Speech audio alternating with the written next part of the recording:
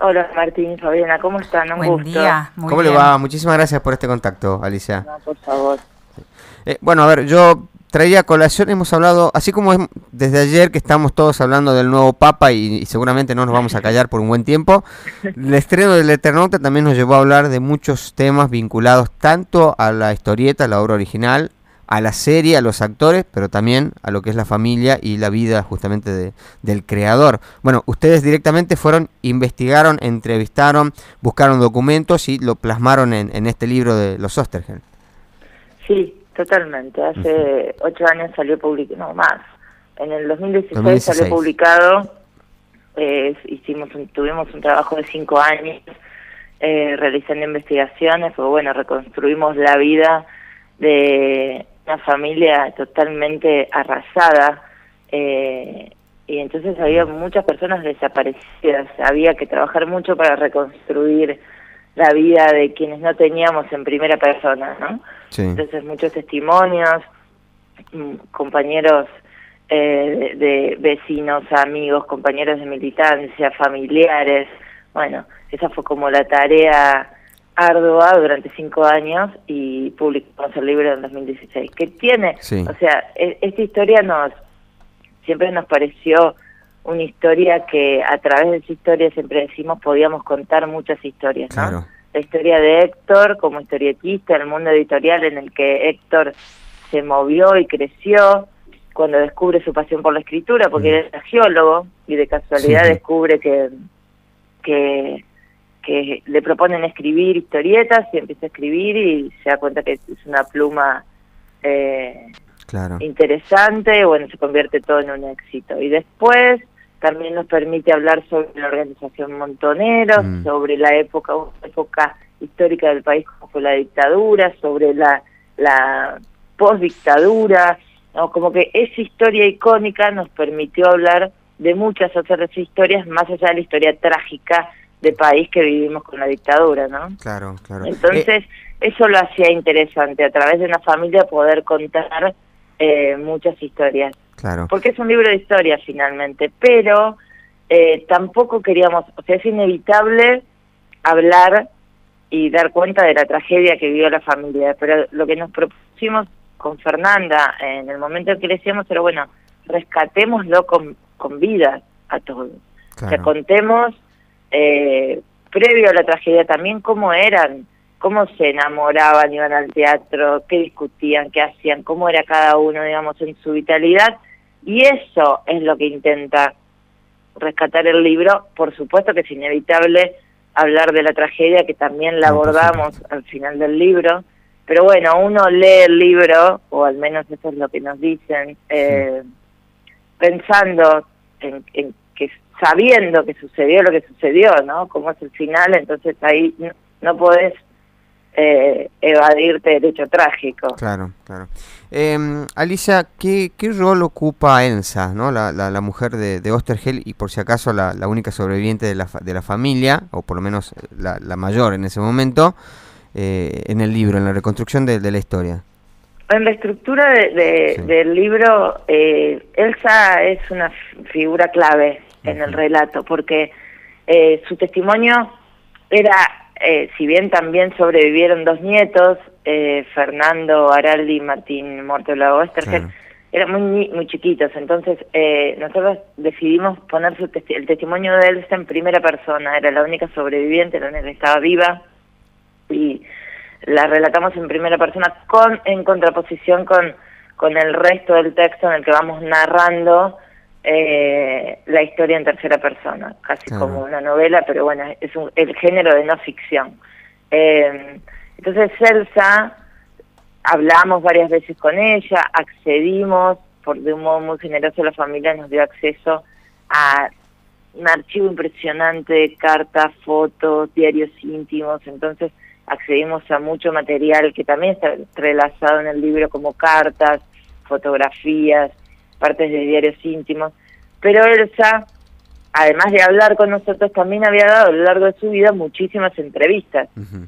Y fuimos Claro. buscando también esas entrevistas, transcribiéndolas y entonces armamos el relato de ella en primera persona. Claro. También accedimos a mucho material en crudo, se ven hechos unos documentales y tomamos las entrevistas, incluso la parte de las entrevistas que no estaban editadas, ¿no? Claro. O sea, el crudo. Claro. Y bueno, eso, ese es el lugar que ocupa Elsa, porque también consideramos, Elsa era una persona muy lúcida, muy, más allá del dolor y el enojo que tuvo en un primer momento cuando las hijas empezaron a militar, más específicamente un enojo con su papá, con Héctor, como en algún punto culpándolo de que no insistiera para que ellas dejaran de militar, claro. Pero él estaba convencido de eso también, ¿no? Claro. Y después con semejante pérdida tuvo un momento, bueno, nada, mucho dolor, mucho enojo, pero que fue canalizando con el tiempo. También Elsa fue integrante, militante y muy activa de Abuelas de Plaza de Mayo, Claro. porque se buscan 2 de sus nietos, las 2 chicas, 2 de sus hijas estaban embarazadas. Entonces también a través de esa búsqueda de memoria, verdad y justicia que se llevó a cabo siempre desde Abuelas de Plaza de Mayo, ella también ahí canalizó un poco su dolor, entendió y se fue enterando de lo que hacían sus hijas, entendiendo un poco más o comprendiendo un poco más la militancia de ese entonces, aunque bueno, su mirada siempre fue la de una mamá que tenía mucho miedo por el destino de sus hijas y al mismo tiempo decirles, chicas, es una locura lo que están haciendo, no van a poder ganarle a un ejército de estas características. Y bueno, así fue, ¿no? Claro. Ahora, a ver, la mayoría estamos, me incluyo, ¿no? No estamos descubriendo al autor justamente por el Eternauta, pero no es lo único que escribió en su vida.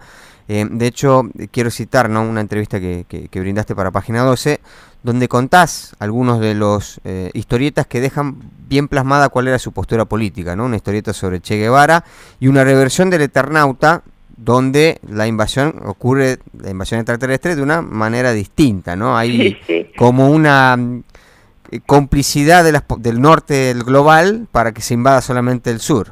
Sí, total. Lo que pasa es que Héctor, si bien el primer Eternauta no fue un Eternauta político, digamos, no tenía una definición ideológica política, fue un relato de ficción, simplemente, de ciencia ficción. De hecho, igual también fue una especie de folletín, ¿no?, que salía por fascículos en su editorial que él creó en el 50, que en los años 50, que se llamaba ahora Editorial Frontera. Sí. Él ya había sido conocido porque su gran éxito había sido una historieta que se llamaba Sargento Kirk. En el mundo de la historieta, ¿no? Conocido.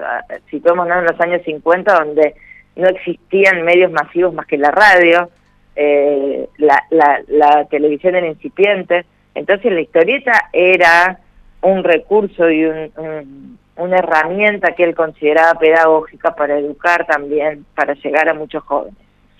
Bueno, lo cierto es que él hace, si bien no tiene en ese momento una definición política ideológica partidaria, siempre tiene una pregnancia del contexto y hay marcas del contexto de la época en sus textos.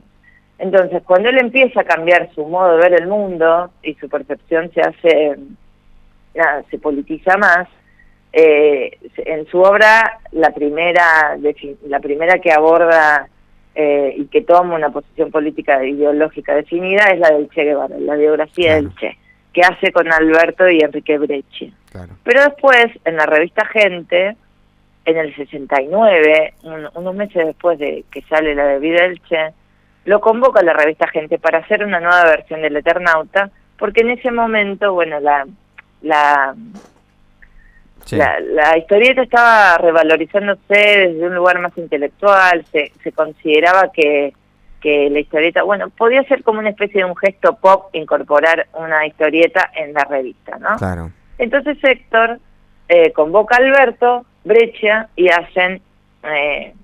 empiezan a escribir con este guión que ya tiene marcas distintas, esto que decía, la invasión extraterrestre ya no era una invasión cósmica y no se sabía de dónde, como sucede en el Eternauta 1, sino que había, en este caso, un pacto entre los invasores extraterrestres y las potencias del tercer mundo, del primer mundo, sí, para entregar Latinoamérica como territorio y salvarse las potencias. Ya había una definición ahí ideológica de Héctor diferente, ¿no? Afín a la liberación de los países del tercer mundo. Pasa que esa historieta fue interrumpida con muy pocas publicaciones de episodios porque fue un fracaso editorial en el sentido que no era una historieta para estar en una revista como Gente.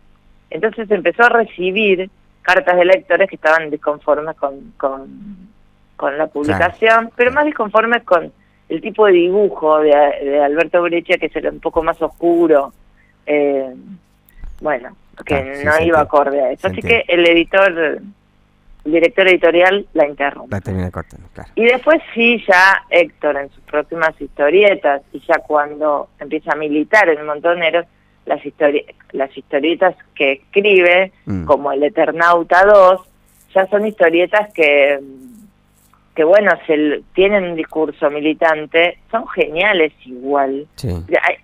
Suele haber como bastante críticas, no sé si críticas tan estrictas, pero bueno, elecciones sobre un tipo de escritura, un tipo de momento de escritura de Héctor. Y algunos dicen, no, bueno, a mí no me gusta mucho esa escritura militante.